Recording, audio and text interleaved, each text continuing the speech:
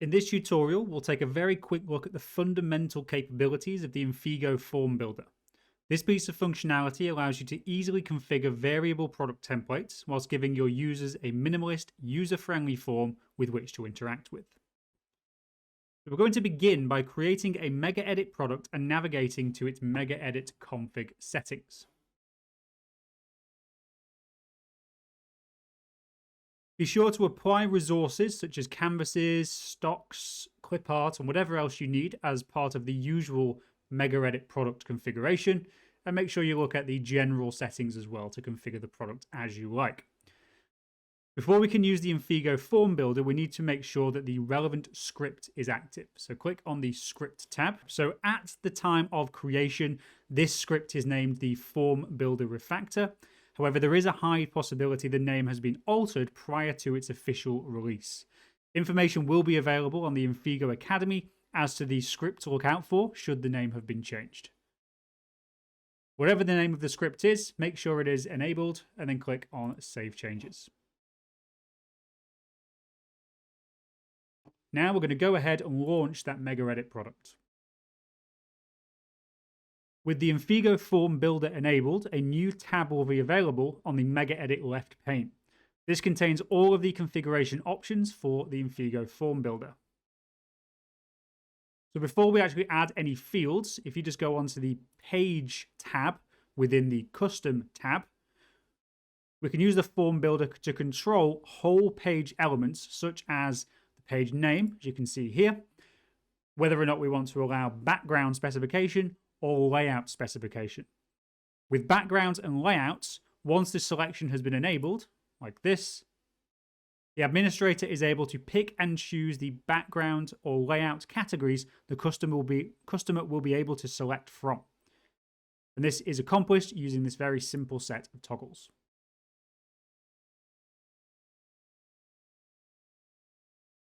Background or layout change options will be shown on the form to the right of the screen.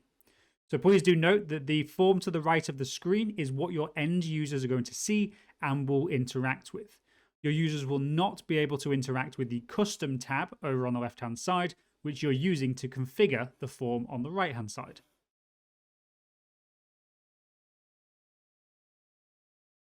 So now we'll work on configuring some fields. So I'm just going to add a couple of fields to my canvas. So going back to Custom tab, next we can configure individual fields present on the canvas. Each field will have its own set of configuration options available within this tab. First and foremost, we're going to enter some field names. So I can see this is my text field. By clicking on it, I select the relevant field.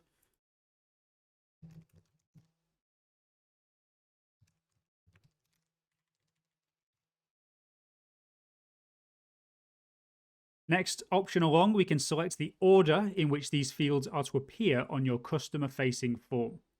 The lower the number, the higher up the form it appears. So our text field will appear first in this case, and our image field second. The set of toggles we have underneath each of these form entries is controlling how our end users are able to interact with this field on the canvas. This set of toggles includes options such as preventing field deletion, preventing selection, and preventing movement, and you can configure those as applicable.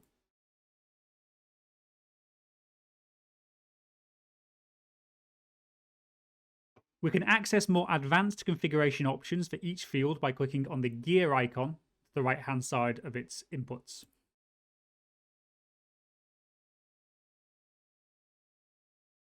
So for a text field, we need to select the format that we require the data to be input. So you'll see we have a selection there. The primary ones for this basic tutorial could be single line text, a multi-line text, or a time or a date.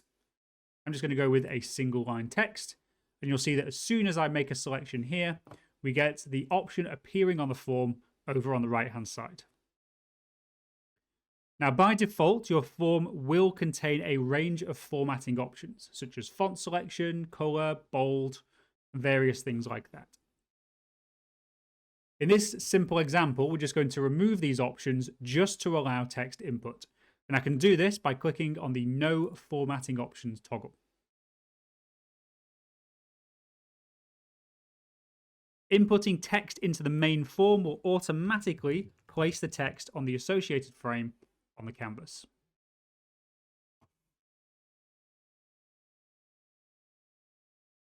Next, we're going to configure the image field.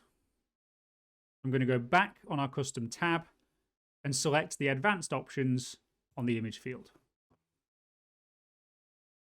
In this case, we want to specify that a clip art will be present within this image field. So I'm going to select clip art option.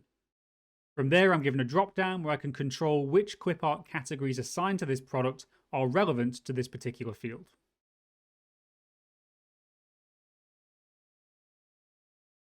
With those options selected, we can now get to the selection of the image within that image field on the form over on the right-hand side. So I can use the form to navigate available imagery.